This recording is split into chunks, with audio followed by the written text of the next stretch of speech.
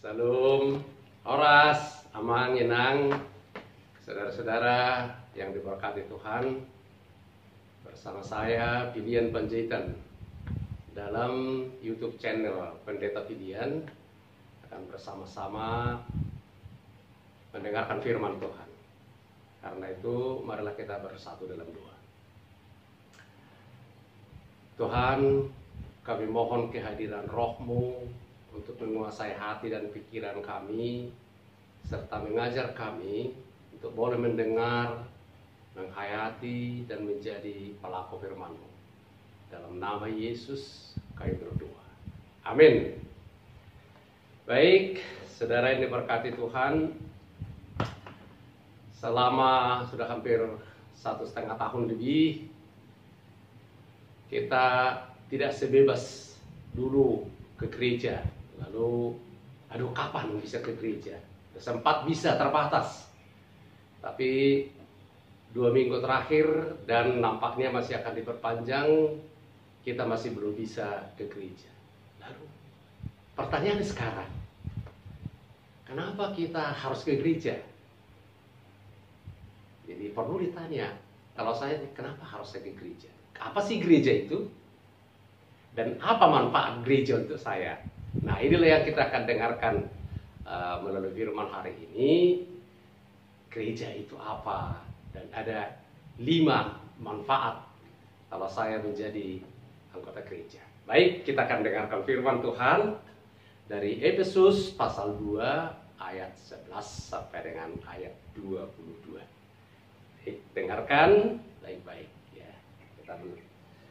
Karena itu, ingatlah bahwa dahulu kamu sebagai orang-orang bukan Yahudi menurut daging, yang disebut orang-orang tak bersunat oleh mereka yang menamakan dirinya sunat, yaitu sunat lahiriah yang dikerjakan oleh tangan manusia.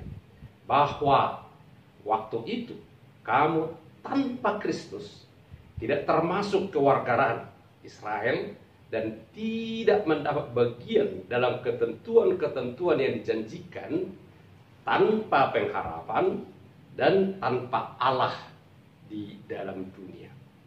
Tetapi sekarang di dalam Kristus Yesus, kamu yang dahulu jauh sudah menjadi dekat oleh darah Kristus.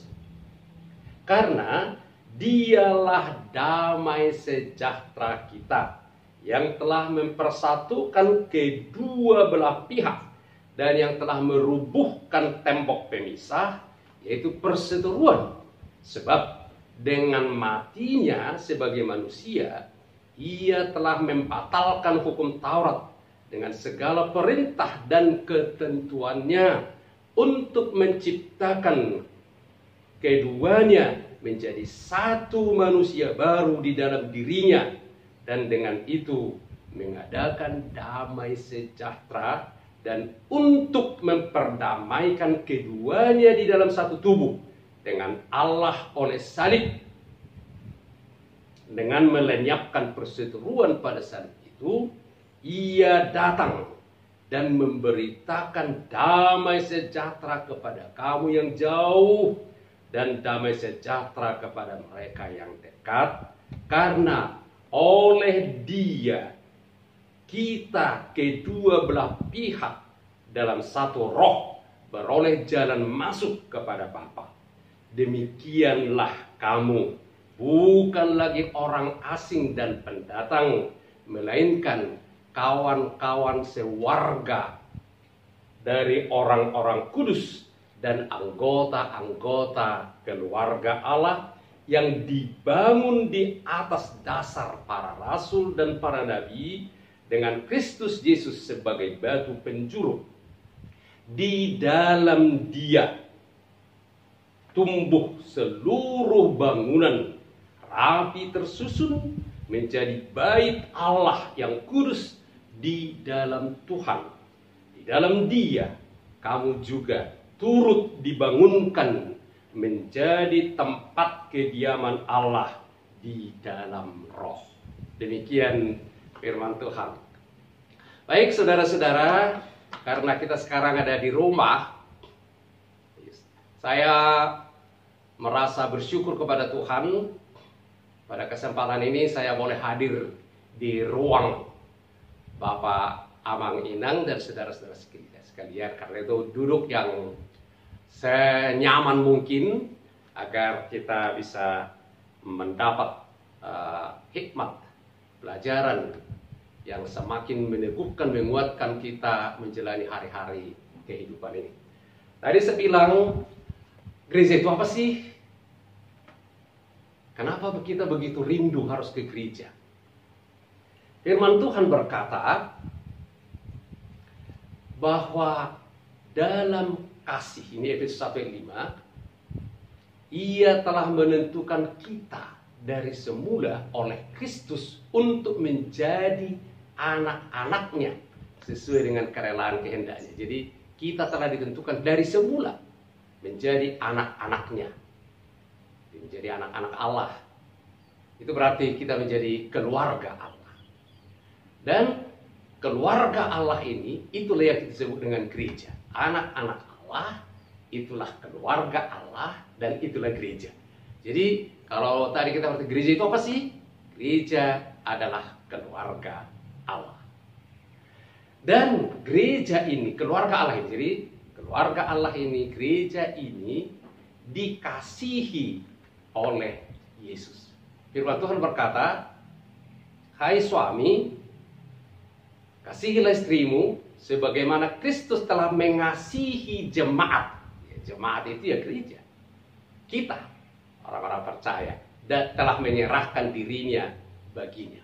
Nah, lalu sejak awal Yesus berkata dalam Matius 16:18, di atas batu karang ini aku akan mendirikan jemaatku dan alam maut tidak akan menguasainya.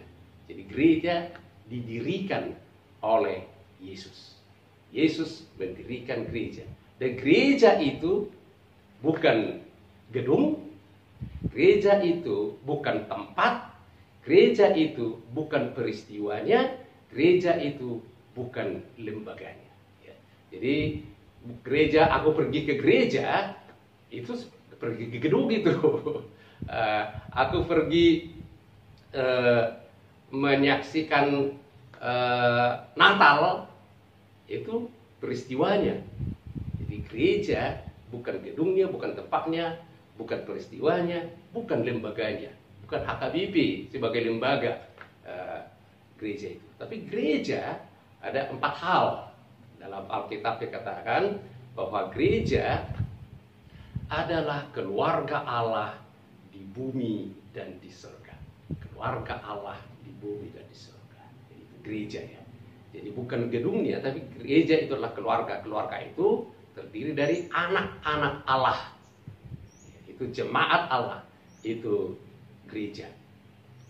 Dalam 1 Timotius 3:14-15 firman Tuhan berkata, semuanya ini kutuliskan kepadamu.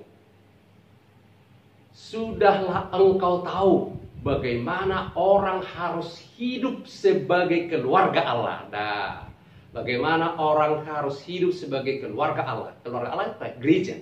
Bagaimana orang harus hidup sebagai gereja. Yakni jemaat Allah yang hidup, tiang penopang dan dasar kebenaran. Ya? Jadi bukan gedungnya, tapi jemaat Allah, keluarga Allah, jemaatnya. Itu yang pertama. Jadi gereja adalah keluarga Allah di bumi dan di surga. Kenapa di bumi dan di surga? Bukan hanya di bumi, tapi juga di surga. Karena sudah ada anak-anak Tuhan di surga. Itu keluarga Allah, dan kita masih di bumi, anak-anak Tuhan, kita juga keluarganya. Lalu yang kedua, gereja bukan hanya keluarga Allah di bumi dan di surga, tapi gereja juga adalah orang yang selamat dan dibaptis. Gereja adalah orang yang selamat dan dibaptis. Jadi kumpulan orang-orang yang selamat dan dibaptis, itulah yang disebut gereja. Jadi kalau kita ada orang di gereja, di gedung gereja, tapi dia belum selamat. Selamatnya apa? Menerima Kristus menjadi Tuhan dan Juru Selamatnya, percaya bahwa Kristus telah mati untuk menebus dan menyelamatkan dia, membayar segala hutang dosanya, dan belum dibaptis, itu masuk gereja. Ya. Jadi kalau ada kita di gereja, tapi ternyata belum percaya, belum dibaptis, dia belum masuk ke gereja. Markus 16:16. Firman Tuhan berkata, siapa yang percaya dan dibaptis akan diselamatkan, tetapi siapa yang tidak percaya akan dihukum. Jadi percaya dan dibaptis, ya, di gereja. Lalu Kisah Rasul 2 ayat 38/1. Ketika Petrus berkata begini, bertobatlah. Jadi bertobatlah, percaya, dan berilah dirimu dibaptis dalam nama Yesus Kristus untuk pengampunan dosa-dosamu. Kemudian Allah akan memberimu Roh Kudus-Nya. Jadi bertobat dan dibaptis. Itu orang-orang yang selamat dan dibaptis. Lalu dalam ayat 41 dikatakan mereka yang percaya kemudian dibaptis dan mereka menjadi anggota gereja. Sekitar 3.000 orang pada saat itu. Jadi ini anggota gereja yang resmi, yang muda-muda. Ketika Petrus berkhotbah, ada orang yang bertobat dan memberi dirinya dibaptis. Sekitar 3.000 orang. Jadi gereja adalah keluarga Allah di bumi dan di surga. Gereja adalah orang yang selamat dan dibaptis. Lalu yang ketiga, gereja adalah orang yang berkomitmen, mendedikasikan hidupnya kepada Yesus dan kepada sesamanya. Jadi gereja adalah orang-orang yang mendedikasikan, memberikan, mempersembahkan hidupnya kepada Kristus dan kepada sesamanya. Firman Tuhan berkata dalam 2 Korintus 8 ayat 5b, mereka memberikan diri mereka. Sekali lagi, mereka memberi diri mereka, berkomitmen, mendedikasikan diri mereka pertama-tama kepada Allah, kemudian oleh karena kehendak Allah juga kepada kami. Ya. Jadi berkomitmen kepada Yesus dan kepada sesama orang percaya. Roma 12 ayat 10. Hendaklah kamu saling mengasihi sebagai saudara dan saling mendahului dalam memberi hormat. Jadi ini berkomitmen kepada sesama. Persoalan kita disebut dirinya gereja, ya benar dia berkomitmen kepada Kristus, tapi tanya sekarang, apakah kita berkomitmen kepada sesama? Sama seperti kita sayang kepada Kristus, apakah kita mengasihi sesama kita? Lalu Roma 12 ayat 5. Demikian juga kita, walaupun banyak, adalah satu tubuh di dalam Kristus. Tapi kita masing-masing adalah anggota yang seorang terhadap yang lain. Jadi kan? Jadi banyak kita anggota gereja, tapi kita satu dalam tubuh Kristus dan masing-masing anggota yang satu terhadap yang lain. Jadi berkomitmen kepada Yesus dan berkomitmen kepada, itu gereja, berkomitmen kepada Yesus, berkomitmen kepada sesama. Dalam 1 Korintus 12, 25, 27, para anggota harus memiliki kepedulian yang sama satu sama lain. Kepedulian satu sama lain. Nah, ini apabila sangat kita punya kesempatan zaman COVID ini, bagaimana kita menunjukkan kepedulian sebagai gereja ya. Sebagai gereja, satu kepedulian satu sama lain. Jika satu anggota terluka atau menderita, semua menderita bersama-sama. Dan jika satu anggota dihormati, yang lain harus bersukacita.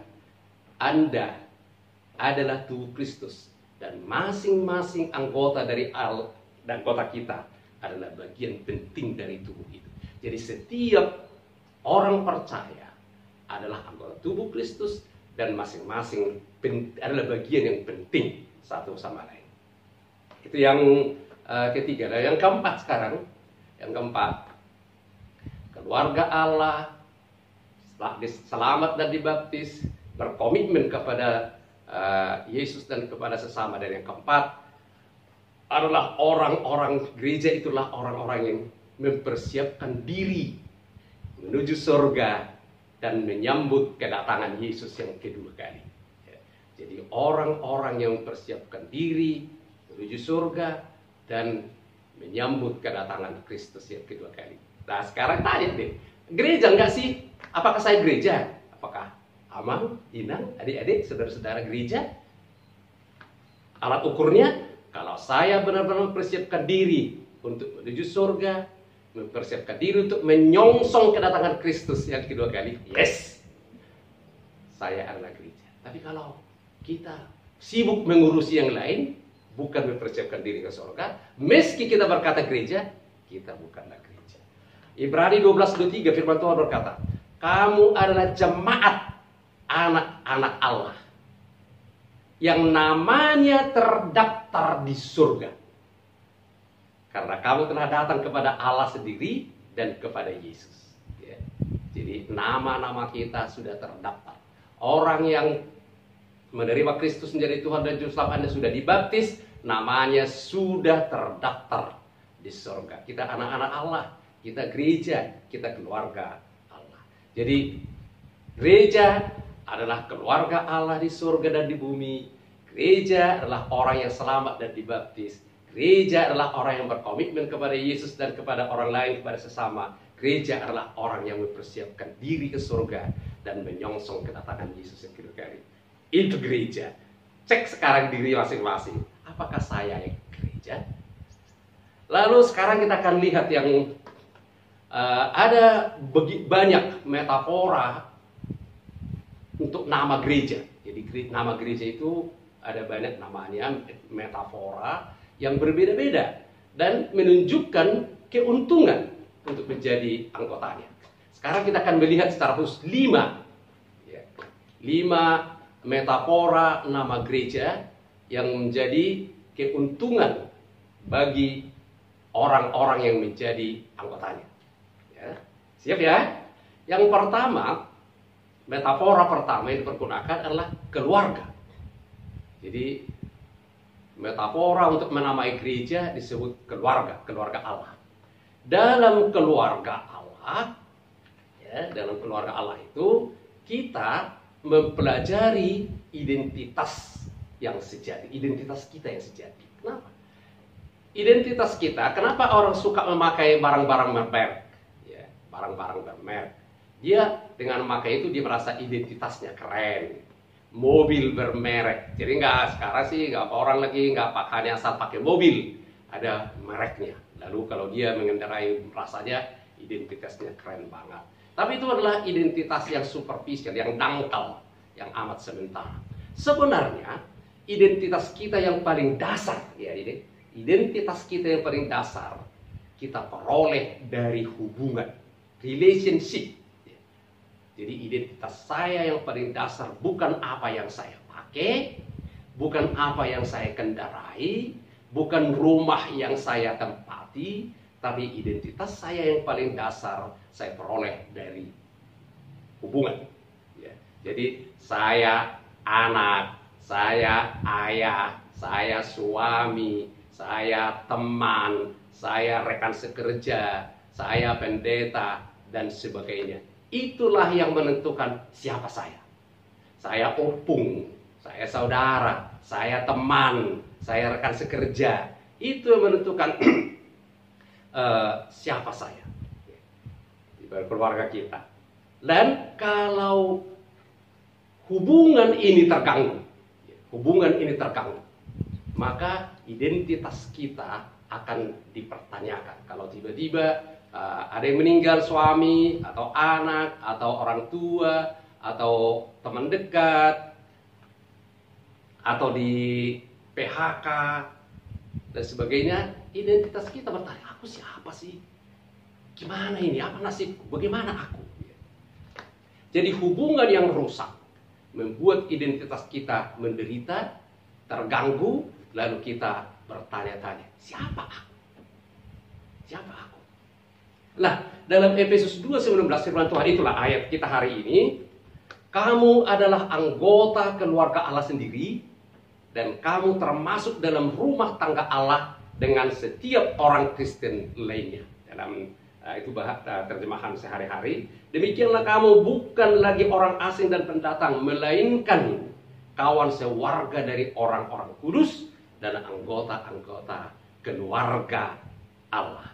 Jadi identitas kita yang sejati datang dari hubungan, dan hubungan keluarga itu adalah hubungan yang sementara, yang tidak permanen.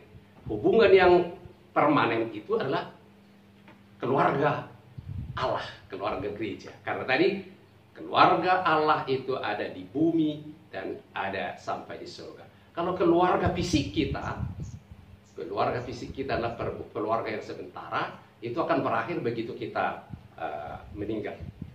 Jadi kita ada keluarga, identitas kita ditentukan oleh hubungan kita dengan Tuhan, dengan Yesus. Jadi hubungan kita dengan Yesus menentukan identitas kita yang sebenarnya. Kita adalah anggota-anggota keluarga Allah. Inilah keluarga rohani kita. Gereja adalah keluarga rohani kita.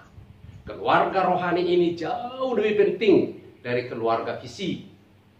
Tuhan mempergunakan keluarga fisik untuk membawa kita ke dunia ini, sehingga kita dapat menjadi bagian dari keluarga rohani. Keluarga fisik dipakai Tuhan membawa kita ke dalam dunia, sehingga kita bisa menjadi bagian dari keluarga Allah, menjadi keluarga rohani. Jadi keluarga fisik itu sementara, keluarga rohani itu permanen. Disitulah letak identitas kita. Ibrani 2:11, Tuhan berkata, Yesus dan orang-orang yang Dia sucikan semuanya berasal dari keluarga yang sama. Satu keluarga. Itulah sebabnya maksudnya Yesus tidak malu menyebut mereka saudara-saudaranya. Jadi Yesus tidak malu menyebut saya saudaranya. Tidak malu. Siapapun saya, apapun keadaan saya, bagaimanapun saya, apakah kaya, apakah miskin, apakah bodoh atau apakah pintar dan seterusnya, Dia tidak malu menyebut kita sebagai saudaranya. Ini menyatakan hubungan keluarga Allah dengan menjadi milik Kristus, di dalam Kristus. Tadi 2 kali disebut di dalam Kristus. Kita menemukan identitas kita yang sejati. Apa tandanya identitas kita itu? Baptisan. Dibaptis. Itu tanda bahwa kita menjadi keluarga Allah, keluarga rohani. Yang kedua, metafora gereja. Keluarga. Yang kedua, bait suci, bangunan. Jadi bangunan yang didirikan merepresentasikan kehadiran Allah. Dalam 1 Korintus 3:16 firman Tuhan berkata, tahukah kamu bahwa kamu adalah bait Allah dan bahwa roh Allah diam dalam kamu? Jadi kamu adalah orang-orang yang percaya adalah bait Allah. Orang-orang percaya. Jadi bukan saya sebagai sendiri-sendiri sebagai bait Allah, tapi orang-orang percaya. Kamu adalah bait Allah dan roh Allah diam di dalamnya. Apakah kita sadar bahwa kita bersama adalah bait Allah? Jadi kita semua ini orang-orang percaya adalah bait Allah. Aku dan Anda, Amang Inang, tidak bisa menjadi bait Allah sendirian, tapi kita menjadi bait Allah bersama-sama. Inilah metafora keluarga Allah sebagai gereja, sebagai bait Allah. Bangunan yang kuat, setiap bagian harus saling terikat. Jadi itu metaforanya, supaya kita sebagai persekutuan orang percaya itu seperti bangunan saling terikat satu dengan yang lain. Ada ribuan bagian untuk membangun satu bangunan, tapi setiap bangunan harus saling terikat yang satu dengan yang lain. Kalau tidak, kita akan kehilangan tujuan kita. Kalau kita terikat, kalau ada bangunan, bagian-bagian bangunan yang terlepas, tujuannya tidak bisa dipenuhi. Jadi untuk menjadi kuat dan stabil, setiap bagian harus saling terhubung. Itulah yang digambarkan metafora gereja sebagai bait Allah, sebagai bangunan. Bisa saja ada dalam bangunan, tapi bukan bagian dari bangunan. Jadi ini juga ada di gereja ini. Dia ikut ibadah, tapi bukan bagian dari gereja. Kenapa? Dia belum dibaptis, dia belum percaya, dia belum dibaptis. Dan Tidak disadari. Jadi ada relationship-nya, belum menyerahkan diri kepada Tuhan dan kepada sesama. Mengapa Tuhan memakai metafora ini? Karena dalam bangunan, bagian yang terhubung saling mengikat satu sama lain. Kita membutuhkan orang lain dalam hidup kita untuk saling meneguhkan satu sama lain. Jadi, di dalam bait Allah, aku didukung oleh orang lain. Jadi kalau gereja, di metafora gereja sebagai bangunan, bahwa itu maksudnya aku ada di situ didukung oleh orang lain. Saya membutuhkan dukungan Amang-Inang membutuhkan dukungan orang-orang lain juga. Nah, yang ketiga, tubuh Kristus. Gereja digambarkan juga sebagai tubuh. Dalam 1 Korintus 12:27, kamu semua adalah tubuh Kristus dan kamu masing-masing adalah anggotanya. Jadi gereja adalah keluarga, gereja adalah bait Allah, dan gereja adalah tubuh Kristus. Apa untungnya kalau kita menjadi bagian dari tubuh Kristus?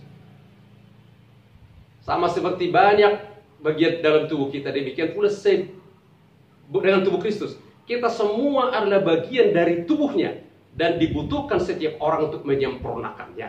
Karena kita masing-masing memiliki pekerjaan yang berbeda untuk dilakukan. Jadi, masing-masing bagian dari tubuh itu ada fungsinya, ada bagiannya, tapi saling membutuhkan satu dengan yang lain. Jadi, saudara-saudara, ada kecenderungan gereja itu hanya seperti yang lebih menonjol, ya hanya mulut, hanya ngomong doang. Padahal di mana kaki, di mana tangan, di mana bagian yang lain tidak begitu kelihatan. Lalu yang keempat, gereja adalah kawanan domba Allah. Gereja, jadi metafora gereja digambarkan sebagai kawanan domba Allah.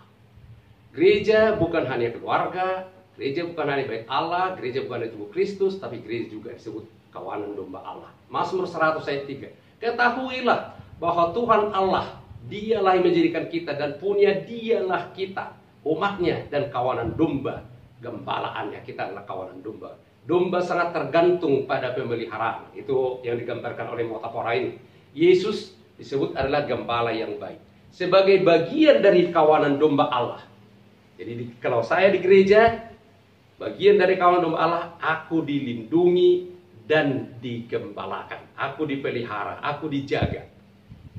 Jadi kita memiliki orang lain yang memperhatikan kita. Kalau kita bagian dari gereja sebagai kawanan domba Allah, ada orang lain yang memperhatikan kita. Saya bisa menikmati keselamatan, keamanan, dan perlindungan karena ada orang yang perhatikan. Itu membuat kita menjadi lebih percaya diri, tidak cemas, tidak khawatir. Semakin baik hubungan dengan gereja, sebagai kawanan domba, semakin berkurang kecemasan kita. Karena sadar bahwa kita tidak bisa memenuhi segala kebutuhan dengan kemampuan sendiri. Jadi ada orang lain. Nah, dalam gereja ada dua yang memperhatikan kita. Yang pertama, pendeta. Jadi tugas pendeta itu menolong, melindungi, menuntun, membimbing, mengajar. Lalu yang kedua, kelompok kecil. Itulah kalau kita ada pertanyaan, ada kelompok-kelompok kecil. Di sana kita saling mendukung, saling mendoakan, saling menguatkan, saling memperhatikan, saling menasehati, dan sebagainya. Jadi ada dua hal itu. Saya diperhatikan, saya dilindungi oleh pendeta, oleh gembala, karena pendeta itu gembala, pastor itu gembala pendeta, dan oleh kelompok kecil saya. Jadi kita harus hidup berkelompok bersama orang-orang percaya yang lainnya. Firman Tuhan berkata, Galatia 6 ayat 2, bertolong-tolonganlah menanggung bebanmu, demikianlah kamu memenuhi hukum Kristus. Di mana itu bisa? Dalam kelompok kecil. Kalau sudah dalam kelompok yang besar, kumpul sampai ratusan orang, kita nggak bisa lagi saling memperhatikan. Hanya dalam kumpulan kecil, kelompok kecil, kita bisa saling perhatikan, saling menolong, saling menguatkan, saling mendoakan, saling mengingatkan yang satu dengan yang lain. Lalu yang terakhir, metafora gereja disebut sebagai kebun Allah. Metafora organik. Metafora bahwa kita bertumbuh dan berbuah ketika kita bekerja bersama-sama. Dalam Yohanes 15 ayat 1, akulah pokok anggur yang benar dan Bapakkulah pengusahanya. Akulah pokok anggur dan kamulah ranting-rantingnya. Barang siapa tinggal di dalam aku dan aku dalam dia, ia berbuah banyak. Sebab di luar aku kamu tidak berbuat apa-apa. Jadi kita adalah kebun anggur Allah. Di kebun Allah hidupku, hidup kita menjadi produktif, berbuah banyak. Jika saya saling terhubung kepada pohon anggur, saya menjadi produktif, saya berbuah, saya dapat memberikan kontribusi. Setiap orang ingin memberikan kontribusi. Saya percaya Amang, Inang, adik-adik, saudara-saudara ingin memberikan kontribusi yang berarti dalam kehidupan. Di mana kita dapat melakukannya dengan baik? Di kebun Allah. Di mana kebun Allah? Gereja, keluarga Allah. Di situ kita menjadi produktif, tapi kita harus saling terhubung yang satu dengan yang lain. Tinggallah di dalam aku dan aku di dalam kamu. Itu firman Tuhan supaya kita bisa berbuah. Jadi terpisah dari Yesus, kita tidak bisa produktif. Kita tidak bisa memberikan kontribusi di dalam kehidupan ini. Nah, saudara yang diberkati Tuhan, itulah tadi gereja. Ya, di gereja ini kita, Tuhan mau memakai kita di dunia yang gelap agar kita membawa terang, membawa terang kebenaran, membawa cahaya harapan, sinar harapan, cahaya pengharapan, membawa cahaya sukacita yang menjadi kabar baik. Ya. Kita, ada banyak orang di luar sana yang gerakan-gerakan negatif, tapi kita di gereja menjadi gerakan yang positif. Ada banyak yang ingin membicarakan betapa buruknya dunia, ini membicarakan betapa buruknya situasi COVID, tapi kita di sini berkata, ada Tuhan yang menolong kita karena kita adalah kawanan domba Allah. Ada, kita bisa saling menolong, saling memperhatikan, saling mendukung, yang satu dan yang satu memiliki. Jadi, saudara yang diberkati Tuhan, kita memiliki 5 kebutuhan dasar dalam hidup. Kita memiliki kebutuhan akan identitas. Kita perlu tahu siapa kita. Di mana itu kita temukan? Di keluarga Allah. Kita membutuhkan stabilitas. Membutuhkan ketika keadaan sulit, ketika keadaan susah, supaya kita jangan terombang-ambing. Kita membutuhkan kapasitas, membutuhkan tempat yang aman untuk mengembangkan karunia dan bakat, yaitu gereja. Kita membutuhkan hubungan yang aman untuk gereja. Dan kita membutuhkan produktivitas. Bagaimana kita berbuah, berkontribusi dalam kehidupan itu di gereja. Saudara-saudara yang diberkati Tuhan, itulah kita dibangun untuk menjadi gereja Tuhan. Yang saling menolong, saling mendukung, saling menguatkan, saling meneguhkan. Itulah keuntungan yang bisa kita nikmati kalau kita menjadi bagian dari anggota gereja. Tuhan Yesus memberkati. Amin. Kita berdoa. Tuhan Yesus, kami bersyukur untuk firman-Mu yang luar biasa, yang telah menyapa, meneguhkan, dan menguatkan kami. Kami diingatkan apa gereja dan apa keuntungan kami menjadi bagian dari gereja. Terima kasih Tuhan. Biarlah firman ditorehkan dalam hati setiap kami. Justru di tengah masa sulit pandemi COVID-19 ini, gerejalah yang paling dibutuhkan, keluarga yang paling dibutuhkan ya Tuhan Yesus, agar kami bisa saling menolong, saling menguatkan tubuh-Mu, bahwa kami tidak bisa hidup sendirian, kami harus saling bekerja sama, yang satu dengan yang lain. Sebagai kawanan domba, kami diperhatikan, kami dipelihara, dan sebagai kebun-Mu, kebun anggur-Mu, kami bisa berproduk, bisa berbuah banyak, bisa memberikan kontribusi dalam kehidupan, asal kami terhubung dengan pohon anggur kehidupan kami, yaitu Yesus Kristus. Tuhan, kami berdoa untuk setiap orang sakit, terutama karena COVID-19 ini. Tolong Tuhan, Kau menjamahnya, menguatkan, meneguhkan, berkati setiap tindakan medis. Urapi tangan dokter, suster, para medis menjadi perpanjangan tangan untuk mengalirkan kesehatan dan kesembuhan bagi mereka. Kuatkan iman mereka Tuhan. Ajar bahwa sesakit apapun mereka rasakan sekarang, Tuhan mengasihi mereka, Tuhan peduli, Tuhan ada untuk mereka.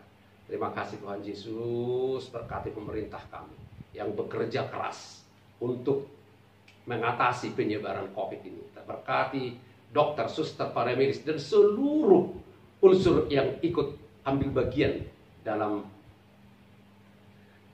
usaha membatasi penyebaran COVID ini. Terima kasih Tuhan Yesus, berkati seluruh rakyat Indonesia, agar kami bisa sehati sepikir Tuhan mengatasi COVID ini, agar kami berusaha sesuai dengan kemampuan masing-masing untuk ikut ambil bagian, khususnya mengikuti protokol kesehatan yang telah ditetapkan oleh pemerintah kami. Terpujilah nama Bapa di surga.